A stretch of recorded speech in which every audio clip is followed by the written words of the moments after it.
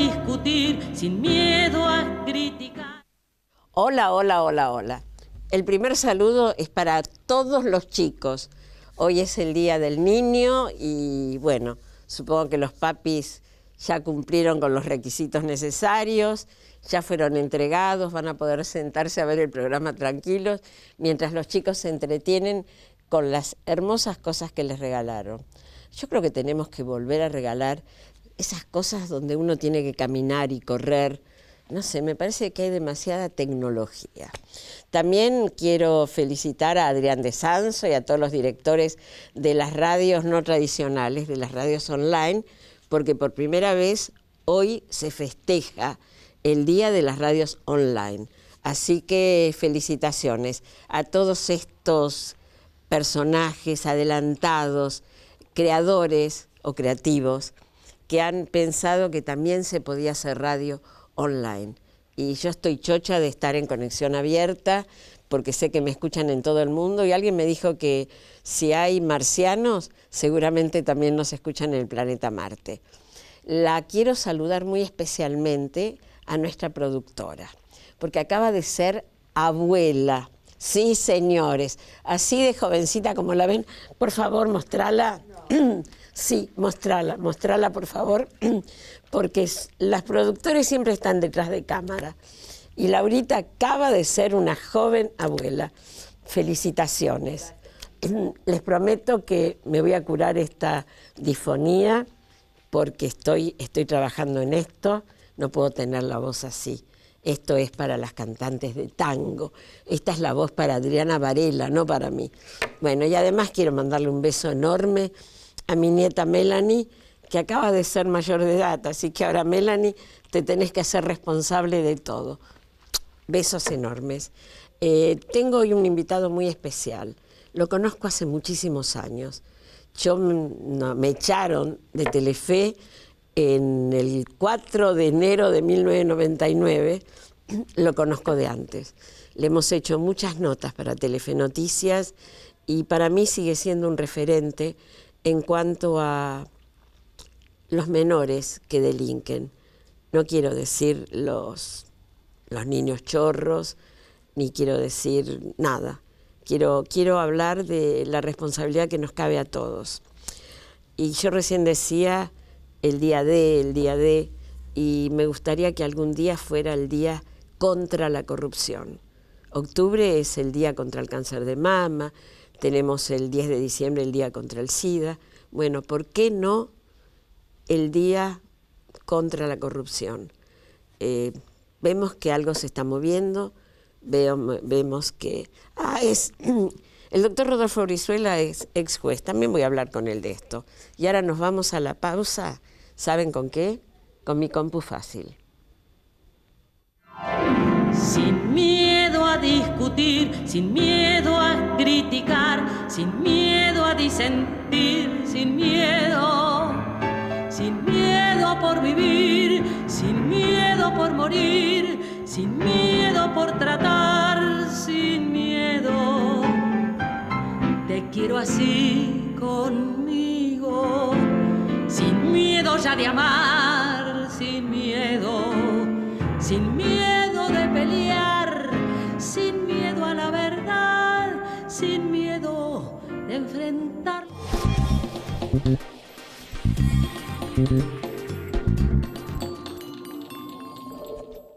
No saben lo fácil que me resulta usar esta computadora Exo, la compu fácil. ¿Sabes por qué se llama así? Porque es fácil entrar y responder los mails, leer los diarios y hasta es re sencillo comunicarte con tu hijo o con tu nieto si están en el exterior. Claro, porque tenés Skype y con el Skype llegás a cualquier lado y lo ves como si lo tuvieras enfrente. Está pensada para nosotros, los de la tercera edad o los que tenemos juventud acumulada. ¿Vos no tenés la tuya todavía? Bueno, entonces mirá porque ahí debajo tenés el número de teléfono y tenés la forma de comunicarte y saber que la podés pagar en 40 cuotas. No te digo nada más. Más de 13.000 policías en calle. seguimos avanzando hacia una ciudad más segura. Buenos Aires Ciudad. Vamos, Buenos Aires.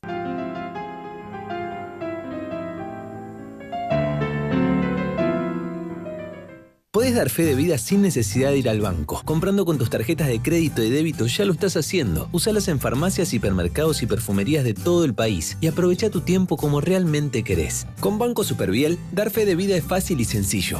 Superviel. Para cada uno, crecer es algo distinto. Lo importante es tener quien te acompañe. Banco Ciudad, te quiere ver crecer. Te quiero a vos conmigo. Quiero tu voz sin miedo a discutir, sin miedo a criticar, sin miedo a disentir, sin miedo por vivir, sin miedo por morir, sin miedo por tratar, sin miedo. Bienvenido, doctor Brizuela. No, gracias Fanny por convocarme, por invitarme, porque cuando uno se jubila es como que pasa a cuarteles de invierno. Dijeron una vez mientras trabajás de juez, sos un general de la nación. El día que te retirás, ni siquiera para abrir la puerta de entrada de un lugar. Bueno, ni siquiera de portero. Ni siquiera de portero. Entonces, no, gracias por acordarse de mí, por convocarme. No, pero yo sé que además usted estuvo no hace mucho en un congreso donde no fue en carácter de enviado del país, sino que fue por su propio peculio, como quien dice, y realmente su ponencia fue tomada en muchos países. O sea que lo suyo sigue en pie. Pero usted debe ser el único juez, por lo menos que yo conozco, que tiene una historia diferente. Tal vez sí. Cuénteme, su mamá, ¿de dónde era? ¿De Chilecito, bueno, La Rioja? No, ella nació en Belén, en Catamarca. Conozco Belén. Después estuvo en El Salado, después pasó por Pituil, en la provincia de La Rioja, y después se vino a Buenos Aires siendo una niña de 12, 13 años. ¿Una nena? Era una niña, y vino a trabajar acá a Buenos Aires y trabajó en el servicio doméstico. Y bueno, durante muchos años. ¿Y usted vivió con ella? Yo nací. Siendo ella una mujer soltera, siendo empleada doméstica. ¿En la misma casa donde ella trabajaba? Sí. ¿Vivía usted? Sí. Era una casa donde había muchos chicos. Había 6 chicos. Ah. Y bueno, yo me crié con los hijos de los patrones, pero bien establecido. Yo era el hijo de la empleada y ellos eran los hijos. ¿Pero tuvo posibilidad de ir a la escuela? Iba a la misma escuela que esos chicos, a la misma escuela, a la escuela pública. Es más, te cuento una anécdota. En aquella época, yo era muy chico, fue la epidemia de poliomielitis. Ah, me acuerdo. Esa terrible epidemia en Buenos Aires. Y bueno, y no se conseguían vacunas. Las vacunas venían medio de contrabando y por vía aérea las traían a través de contactos y demás. Y bueno, la dueña de casa, que era madrina mía, consiguió un frasco con tenía 10 dosis de vacunas. Y entonces había gente que le decía, vendeme algunas dosis para mis hijos. Bueno, primero vacuno a mis hijos, decía, y después vacuno, te doy las dosis.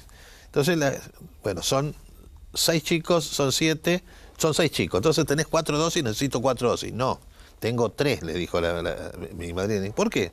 Entonces, no, está el hijo de Eva, que trabaja en casa, y él es un hijo más de la familia. Pero es el hijo de la muchacha, dijo. No importa. Se cría en casa como un hijo más, punto. Esa anécdota nunca la puedo obviar, no me la puedo olvidar. Y bueno, cuando yo nací, mi madre era una mujer soltera, trabajaba cama adentro. Yo le voy a pedir que se corra un poquito, le voy a explicar por qué. Porque se juntan los dos almohadones y hacen un ruidito. No le ahí más. Está, no sé si se escuchaba por los micrófonos, hago más ruido. Pero ahí está. Y resulta que mi mamá enfermó.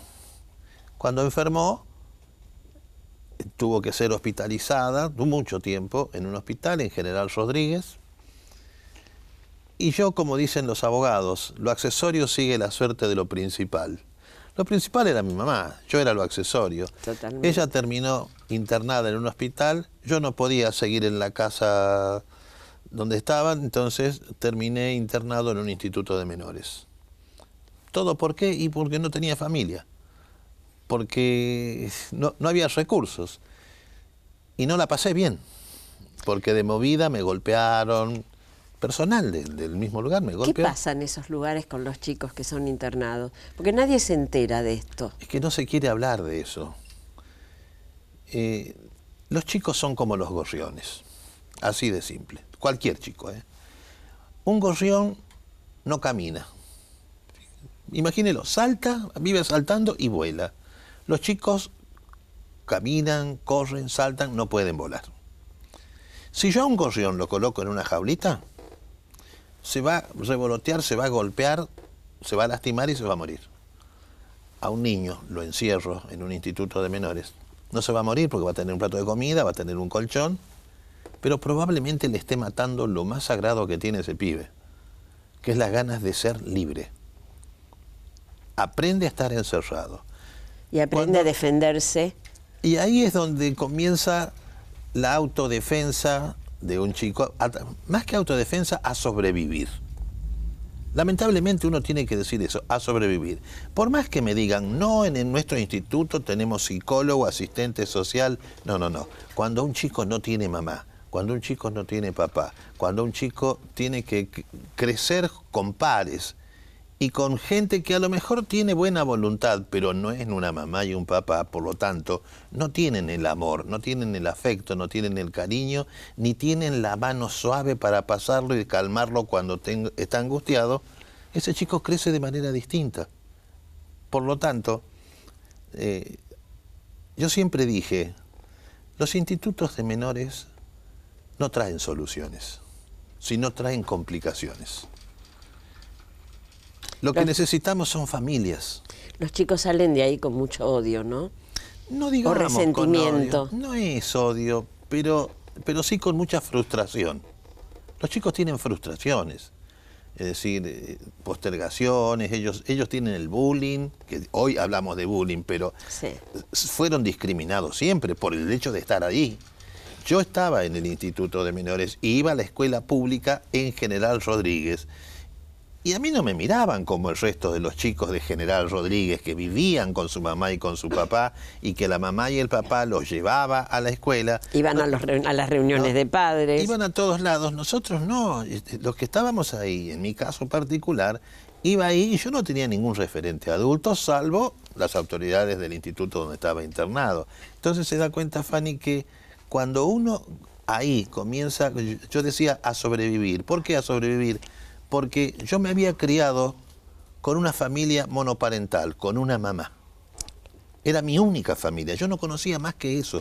Pero además conocía una familia de una mamá, un papá y 6 hijos. No solamente una familia, conocía un barrio que se caracterizaba por ser familiero.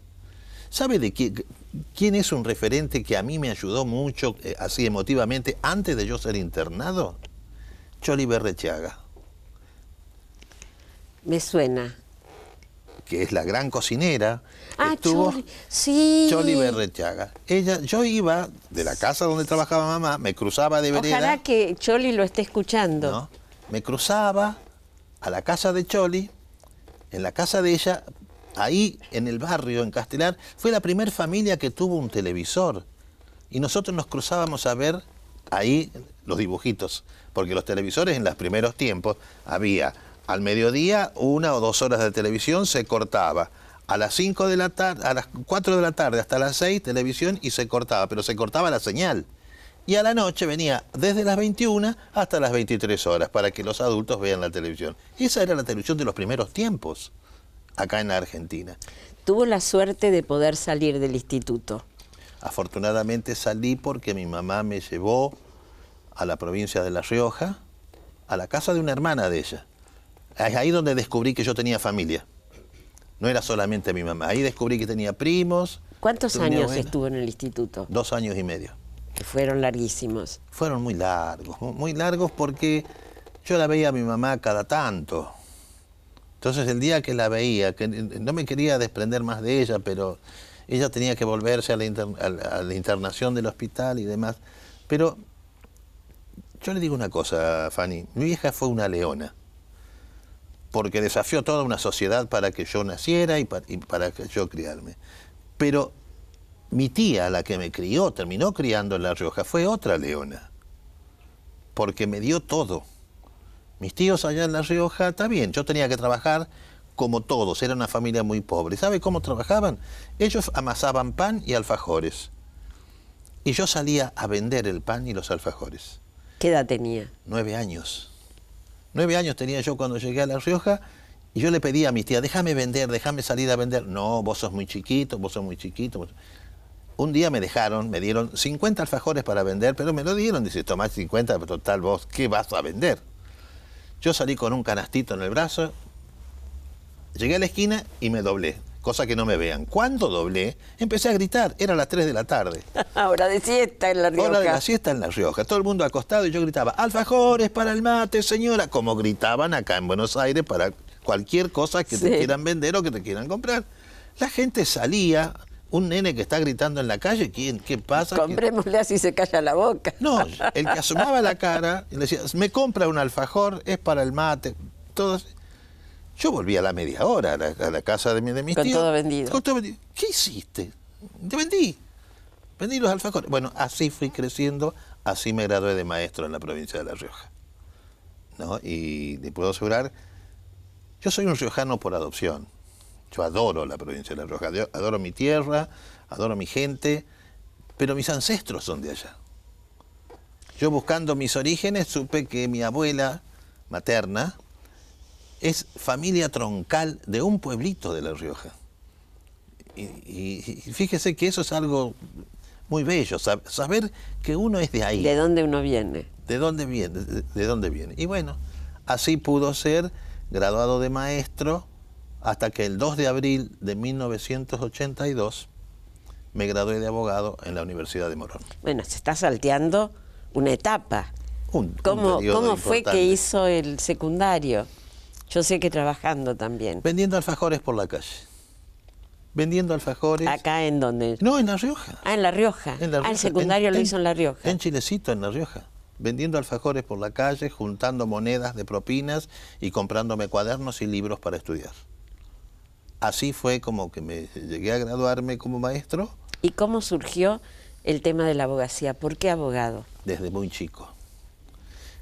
El esposo de mi madrina, donde mi mamá trabajaba, era abogado. Ah.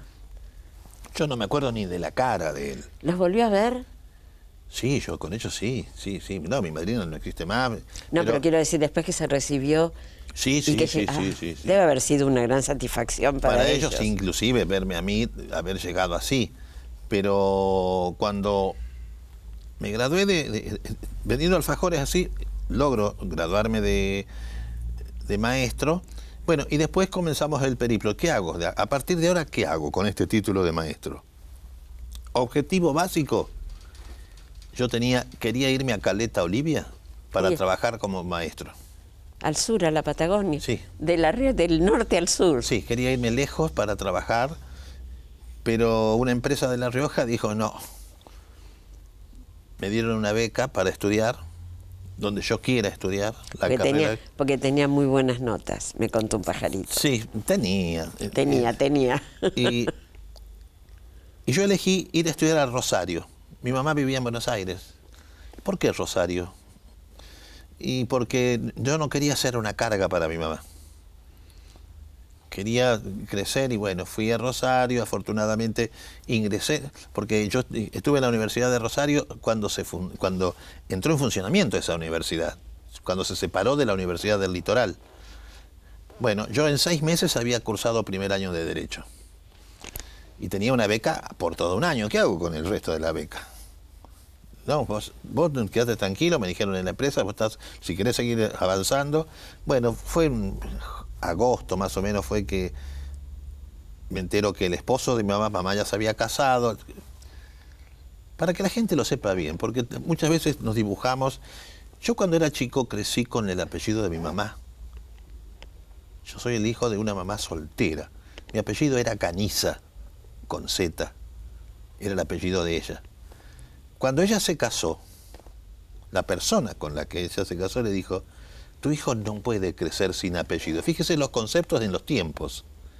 Él tiene que tener un apellido, como si el apellido del hombre fuera más apellido que el de la mujer. No, no es así, pero en fin, era lo que se sentía. Pero él pensaba en el afuera.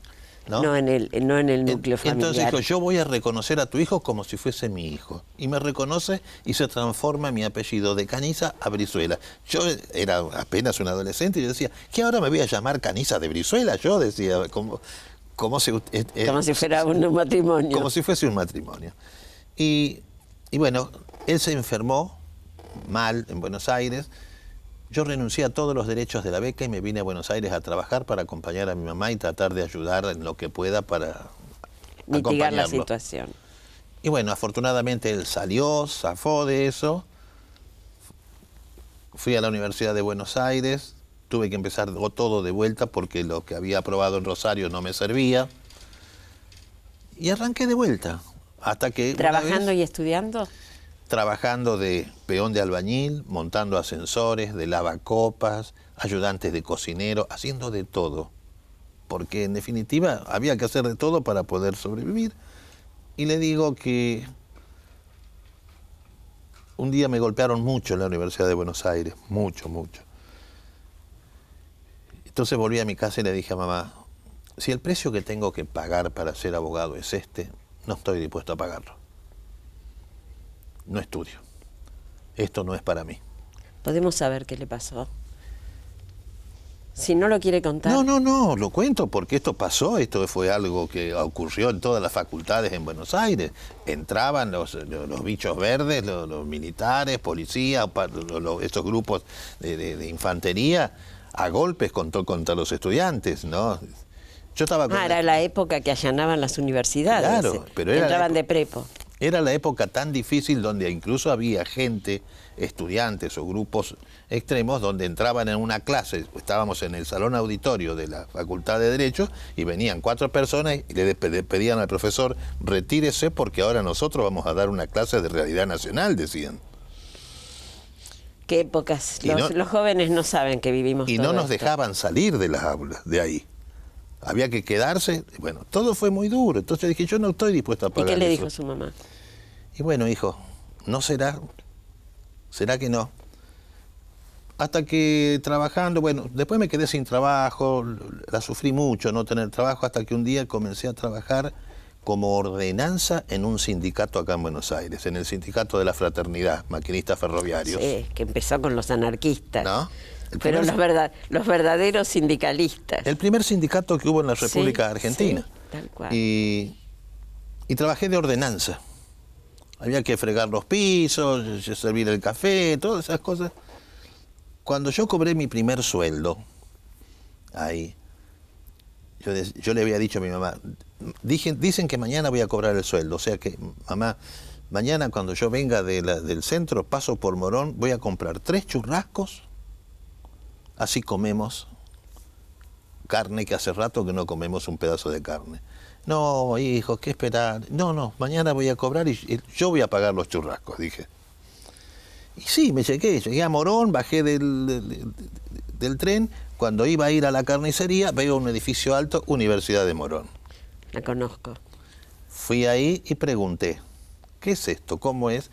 Cuando me dijeron que lo que valía era el 70% de lo que yo ganaba de sueldo, yo dije, no me va a alcanzar para vivir, para viajar, para todo esto. Y un señor grande me dijo, yo sé que estás dudando, pero no dudes. Lo que inviertas acá te va a servir para mañana. Yo salí, me fui afuera a la calle, pero cuando parece que ya estaba destinado a quedarme ahí, me volví adentro y pagué la reserva de la vacante, de la matrícula, porque digo, voy a volver a estudiar, a empezar de otra vez de cero. Cuando llegué a mi casa le dije a mi mamá, mamá, te debo los churrascos. Te los debo porque no tengo el dinero para comprarlos. ¿Qué te pasó? Me dijo, pensó que me habían golpeado, me habían robado. No, mamá, le digo, hay una universidad en Morón, pero eso es privado, no es para nosotros, me dijo. Mira, no sé si no es para nosotros, yo creo que es para todos. Pero hay que pagar, sí, por eso te debo los churrascos. Ya pagué, voy a volver a estudiar. Entonces mi mamá me dijo, ojalá, hijo, que nunca más volvamos a comer carne. Y que vos puedas. La historia es tan linda que se me pasó el programa y yo le quería preguntar a usted, porque todo el mundo habla de la inseguridad y cada vez hay más menores delinquiendo. ¿Cuál es el camino?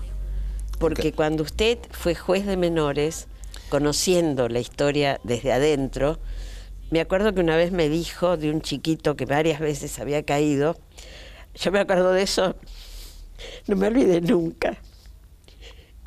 Y le dijo, Changuito, si seguís, ¿se acuerda de esa anécdota? Dígala usted. El tema es este, Fanny. No hablemos de menores delincuentes. No hay niño que nazca delincuente. Todos nacen de la misma manera. El niño es el resultado de una sociedad que hoy es prácticamente tan individualista que es incapaz de mirar hacia el otro lado. Cuando decimos que hay chicos que cometen delitos, estos delincuentes, hay que encerrarlos, hay que juzgarlos, condenarlos y todo lo demás, yo digo, ¿alguien pensó que un chico antes de cometer un delito fue víctima de varios delitos en su propia casa?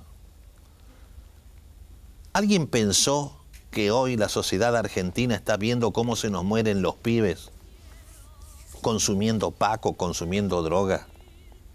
Y que tenemos una sociedad que mira para el costado cuando tenemos un chico así. ¿Alguien se ha preguntado qué pasa si el hijo que cometió un delito, que está consumiendo droga, es su propio hijo? Seguro que me va a decir, es las malas juntas, es la mala influencia. ¿Y yo dónde estoy? El chico no es causa, el chico es consecuencia, nos guste o no nos guste. Fíjese, Fanny, que nuestra sociedad... Tengo un minuto y quiero que me diga lo que le dijo ese chiquito cuando usted le dijo te van a matar si seguís así. Sí, ese changuito era un nene. Era un nene que no era argentino, era paraguayo. Y me dijo que él estaba buscando que alguien tenga puntería y le pegue un tiro acá. Le dije, ¿por qué? Estoy cansado de vivir. ¿Y por qué estás cansado? Vine acá a la Argentina para comer, porque en mi país no se come. Pero acá tengo problemas porque tampoco puedo comer, entonces tuve que hacer lo que hago y me siento muy mal.